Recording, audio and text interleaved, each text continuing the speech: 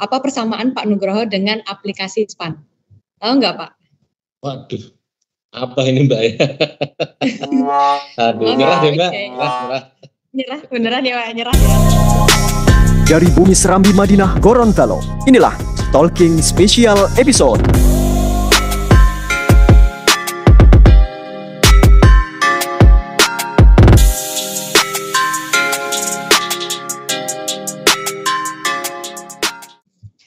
Hai stalkers, salam stalking, terinspirasi, menginspirasi. Kali ini perkenalkan, saya Kamilia Kotrunada yang menjadi host acara ini. Nah, pada kesempatan kali ini kita akan stalking Kabid SKKI di Kanwil DJPB Provinsi Gorontalo. Beliau adalah Pak Nugroho. Yeay! Dari selentingan yang beredar, Pak Nugroho ini sukses membawa KPPN Serui meraih predikat WBK pada tahun 1945 ya Pak? Bukan tahun 1945 Mbak. Oh maaf Pak, tahun berapa kalau gitu Pak? Jadi sebenarnya baru 1 tahun yang lalu, jadi tepatnya tanggal 21 Desember tahun 2021. Keren sekali ya Pak ya. Baik, sebelum kita masuk ke materi obrolan, ada tebak-tebakan nih buat Bapak dari Sobat Intras Gorontalo. Apa persamaan Pak Nugroho dengan aplikasi SPAN? Tahu nggak Pak? Waduh, apa ini Mbak ya? Aduh, nyerah deh Mbak, nyerah. Nyerah, beneran ya Pak, nyerah ya? Nyerah Mbak. Karena kalau setiap Sabtu Minggu katanya Pak Nugroho sama aplikasi SPAN sama-sama maintenance.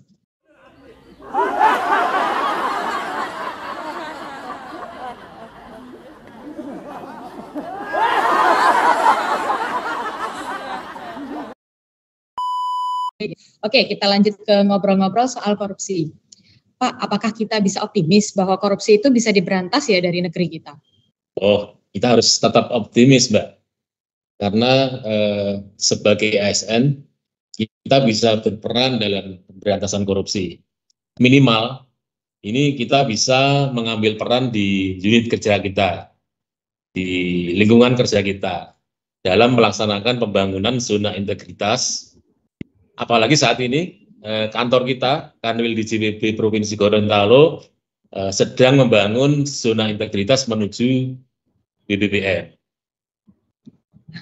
Zona integritas menuju WPPM.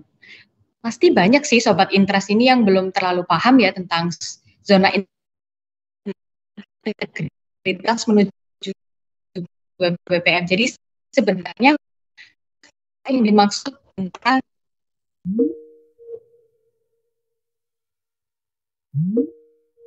gini Mbak Nada, pembangunan zona integritas ini adalah yang namanya membangun pasti dan ini nanti akan dilakukan di sepanjang tahun yang dimonitor dan dievaluasi, dan nanti ada banyak output yang dihasilkan. Nah, untuk tahu lebih jauh, kita tentu harus tahu dulu dasar regulasi yang dipakai dalam pembangunan zona integritas menuju WPPM. Nah, tentunya dasar yang dipakai adalah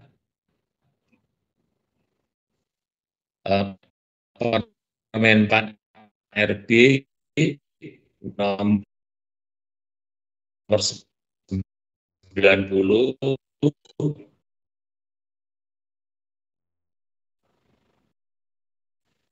tahun 2021 tentang dan evaluasi zona integritas menuju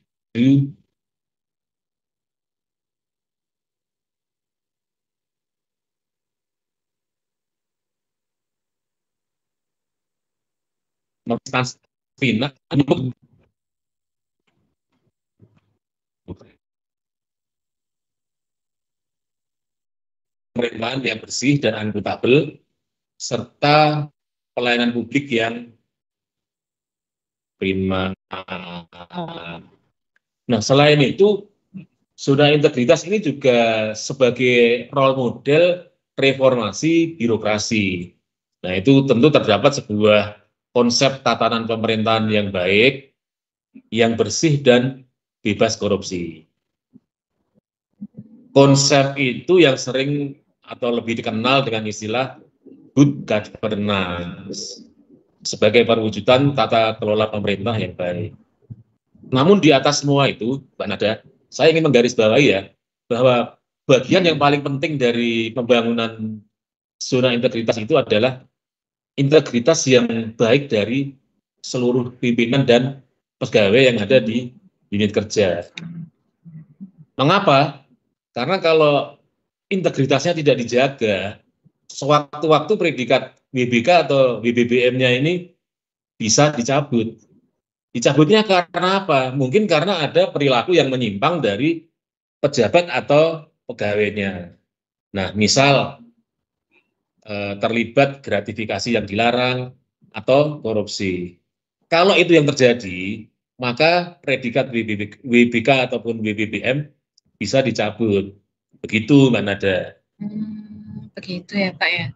Tadi setelah mendengar penjelasan Pak Nugroho ini, saya dengar sedikit tentang istilah komponen pengungkit dalam pembangunan zona integritas. Apa sih Pak komponen pengungkit ini? Ini ada dua jenis komponen yang harus dibangun oleh unit yang terpilih untuk mengikuti penilaian, yaitu komponen pengungkit yang masing-masing memiliki target yang ingin dicapai, dan yang kedua adalah komponen hasil. Nah, komponen ini merupakan komponen yang menjadi faktor penentu pencapaian sasaran hasil pembangunan zona integritas menuju baik WBK maupun WBBM. Nah, komponen pengungkit ini ada 6, Mbak. Yang pertama adalah manajemen perubahan, kedua penataan tata laksana, ketiga penataan manajemen sumber daya manusia, keempat penguatan akuntabilitas kinerja, kelima penguatan pengawasan, dan yang keenam adalah peningkatan kualitas layanan publik. Nah, melalui 6 komponen tersebut diharapkan dapat menghasilkan sasaran pemerintah yang bersih dan bebas KKN, serta peningkatan kualitas pelayanan publik sebagai komponen hasil. Begitu, Mbak Nada. Jadi dari 6 komponen tadi, yang pertama kan manajemen perubahan, kedua penataan tata laksana, ketiga penataan manajemen SDM, keempat penguatan akuntabilitas kinerja, kelima penguatan pengawasan, dan 6 peningkatan kualitas pelayanan publik ya Pak ya. Nah, dari 6 komponen pengungkit tersebut itu sebenarnya mengukurnya itu menggunakan indikator apa saja ya Pak? Nah, pertama tadi yang manajemen perubahan ya. Jadi di manajemen perubahan itu nanti akan dilihat, dimonitor, dan dievaluasi terkait pertama penyusunan tim kerjanya. Dia dibuat rencana dan pelaksanaan apakah sudah sesuai atau ada yang tidak dilaksanakan atau dilaksanakan tidak tepat waktu. Jadi harus disiplin terkait eksekusi rencana pembangunan zona integritas. Kemudian nanti ada pemantauan dan evaluasinya, bisa jadi melalui rapat atau melalui kegiatan lain yang dilakukan untuk memonitor progres dari pembangunan zona integritas. Nah, kemudian yang keempat, ada pola pikir dan budaya. Itu yang di manajemen. Yang kedua adalah terkait dengan penataan tata laksana. Di penataan tata laksana ini nanti akan dilihat apakah semua kegiatan itu ada SOP-nya. SOP-nya sudah ditetapkan belum, khususnya yang berkaitan dengan pelayanan dan pekerjaan. Kemudian yang kedua adalah berkaitan dengan sistem pemerintahan yang berbasis elektronik. Jadi segala sesuatunya ada mungkin aplikasi pendukung yang memudahkan di dalam proses bekerja. Kemudian ada keterbukaan informasi publik yang harus selalu bisa diakses oleh masyarakat luas. Yang ketiga adalah berkaitan dengan penataan sumber daya manusia. Nah, ini indikator-indikatornya tentunya yang pertama adalah berkaitan dengan perencanaan kebutuhan pegawai dan kerja tidak ada sistemnya tidak. Yang kelima adalah bagaimana dengan penegakan disiplinnya. Kemudian yang keenam terkait dengan sistem informasi kepegawaian. Selanjutnya pengungkit yang keempat adalah penguatan akuntabilitas kinerja. Nah, nanti di akuntabilitas kinerja ini nanti dilihat bagaimana keterlibatan pimpinan pada unit kerja tersebut. Jangan sampai pimpinannya tidak terlibat. Tentu keterlibatan yang dimaksud ini adalah keterlibatan yang sangat aktif dan berkontribusi besar bagi unit kerjanya. Kemudian nanti dilihat bagaimana dengan akuntabilitas kinerjanya. Kemudian terkait pengungkit yang kelima, yaitu penguatan pengawasan. Nah, di penguatan pengawasan ini nanti akan dilihat yang pertama berkaitan dengan bagaimana itu gratifikasinya bisa dikendalikan tidak di unit kerja. Kemudian bagaimana dengan pengaduan masyarakatnya. Kalau ada pengaduan masyarakat ditindaklanjuti tidak. Nah, kemudian yang berikutnya lagi berkaitan dengan whistleblowing system. Sudah ada linknya, sudah ada tempatnya berkaitan whistleblower ini. Perlindungan terhadap pelapor sudah ada belum? Nah, jadi itu harus disediakan. Kemudian yang berikutnya adalah jangan sampai di kantor itu ada benturan kepentingan ataupun konflik kepentingan yang dilakukan oleh para pegawainya sehingga mencari keuntungan untuk diri sendiri. Nah, itu harus dijauhkan dari pembangunan zona integritas menuju BPK maupun BPPM. Nah, terakhir yang adalah berkaitan dengan peningkatan kualitas pelayanan. Dan nanti diukur di situ terkait standar pelayanannya seperti apa. Kemudian bagaimana dengan budaya pelayanan perimanya. Selanjutnya bagaimana dengan pengelolaan pengaduannya. Kemudian yang terakhir, yang keempat, bagaimana dengan penilaian kepuasan pelayanannya. Nah, diharapkan kalau kita sedang membangun zona integritas tentu seharusnya kepuasan pelayanan pelanggannya ini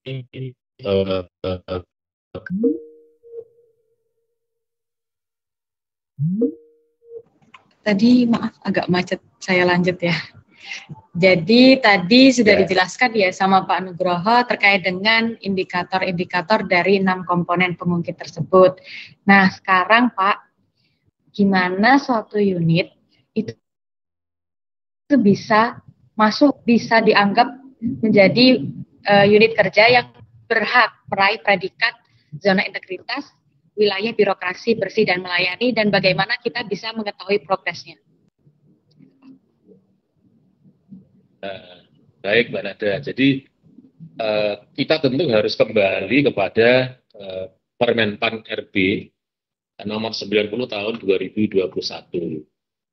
Jadi untuk 6 pengungkit tadi, itu ada yang namanya dokumen pemenuhan, yang kedua adalah berkaitan dengan reformnya. Nah, jadi reform ini berkaitan dengan dampak atau manfaatnya atau outcome-nya gitu ya. Itu juga harus ada. Jadi bukan hanya ini dokumen-dokumen dikumpulkan dan lain sebagainya. Bukan itu tujuan utamanya. Tapi yang lebih dari itu juga terkait dampak dan kemanfaatannya tadi. Nah, itu ada di komponen pengungkit dan bobotnya adalah 60%. Kemudian berikutnya itu terkait dengan komponen hasil. Nah, komponen hasil ini ada 2, yaitu berkaitan dengan pemerintahan yang bersih dan akuntabel, yang nanti pengukurannya itu akan dilakukan survei kepada stakeholder yang kita layani. Kemudian yang kedua, juga dilihat dari capaian kinerja unit kerja kita. Jadi nilai kinerja organisasi atau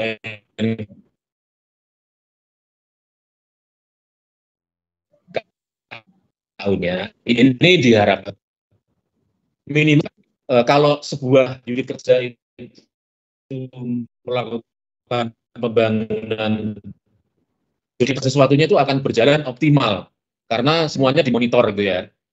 Nah, itu tadi yang berkaitan dengan pemerintah yang bersih dan akuntabel. Kemudian masih yang berkaitan dengan komponen hasil adalah terkait dengan pelayanan publik yang prima. Nah, ini nanti juga akan dilakukan survei persepsi pelayanan publik. Jadi di komponen hasil ini ada 2 survei ya. Satu survei persepsi anti korupsi, kedua adalah survei persepsi pelayanan publik.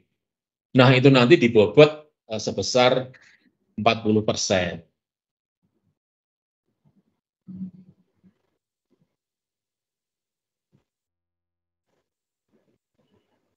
Nah, untuk bagaimana kita bisa melihat progres pembangunan ZI ini, nah tadi saya sebut bahwa di dalam ketentuan Permenpan 90 ini, kita tidak hanya tertumpu pada hal-hal yang bersifat administratif. Maka dokumen reform untuk mengukur dampak atau manfaatnya itu juga dilihat di situ. Progresnya seperti apa.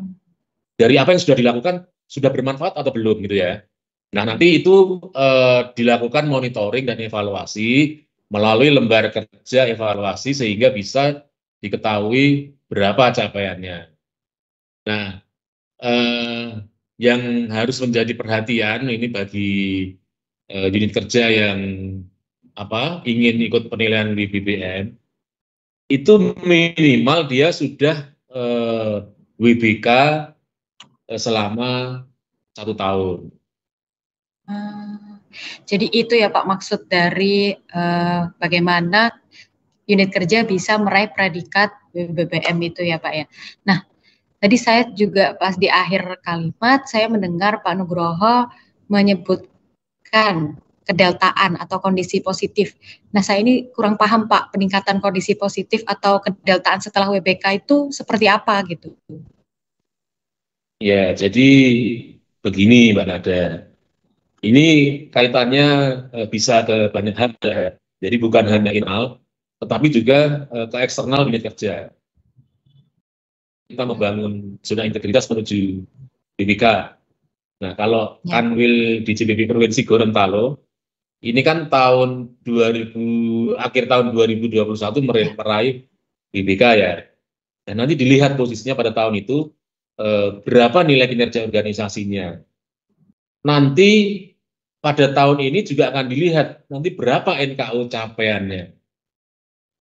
Jadi jangan sampai dia turun. Syukur-syukur ya minimal mungkin bisa stabil atau meningkat gitu ya. Jadi, nah kalau turun tentu ini perlu penjelasan yang lebih detail penyebabnya apa sehingga menurun. Syukur-syukur penyebabnya itu bukan disebabkan oleh hal-hal yang berkaitan dengan misal sumber daya manusianya gitu ya. Tetapi mungkin misal karena ada kondisi ekstra mayor misalkan gitu ya, mungkin gangguan sistem atau dan lain sebagainya. Nah mungkin kalau seperti itu nanti mungkin penjelasannya bisa diterima.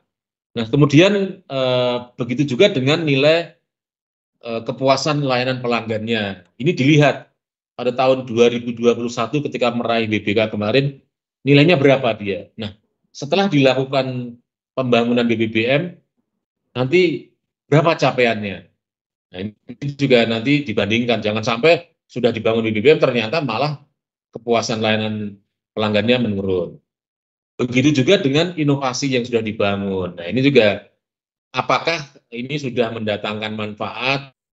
Ada yang sudah bisa direplikasi oleh unit lain gitu ya, supaya bisa mendatangkan manfaat bagi unit lain. Nah, di samping itu pada sisi eksternal kita juga diharapkan bisa mendorong terciptanya iron of integrity di unit-unit kerja yang lain. Jadi bukan hanya internal aja, secara eksternal kita juga diminta untuk mendorong pembangunan zona integritas di unit lain.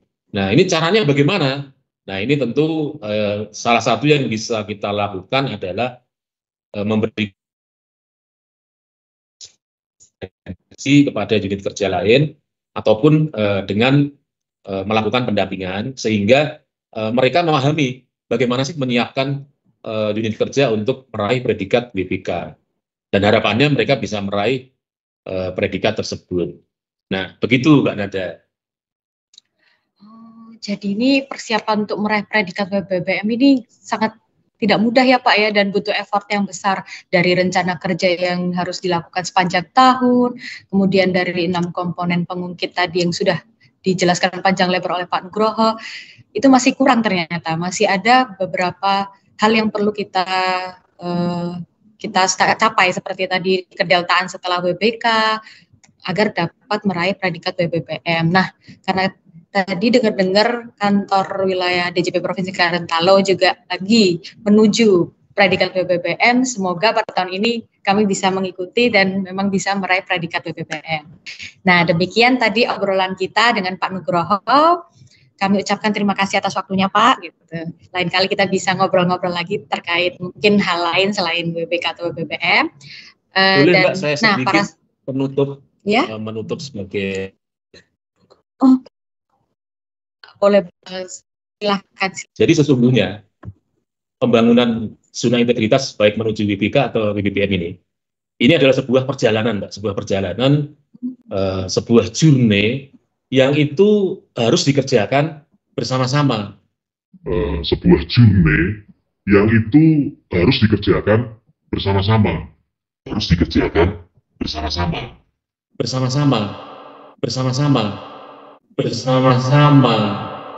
Jadi nggak boleh hanya beberapa atau yang lain nggak merasa terlibat, nggak merasa ini, nah itu tidak boleh seperti itu. Jadi semua yang ada di komponen dalam unit kerja tersebut, baik itu ASN-nya, PNPM-nya, maupun semuanya, sampai mungkin yang di luar kantor terkait kebersihan taman dan lain sebagainya. Itu semua yang menjadi pegawai Kanwil DJPB Provinsi Gorontalo itu bersama-sama harus mensukseskannya. Karena tidak bisa seorang pimpinan membuat unit kerjanya berhasil meraih predikat tersebut kalau tidak didukung oleh semua pegawainya. Jadi pada tahun 2023 ini kita memulai perjalanan ini di awal tahun 2023. Nah, harapannya semua program, semua yang sudah direncanakan itu akan dieksekusi semua tepat waktu, secara disiplin, sehingga pembangunan zona integritas menuju WBBM pada saat ini nanti bisa mendatangkan hasil bagi unit kerja yang kita cintai, yaitu Kanwil DJPB Provinsi Gorontalo. Begitu Mbak Nada. Terima kasih Mbak Nada. Ya, terima kasih Pak.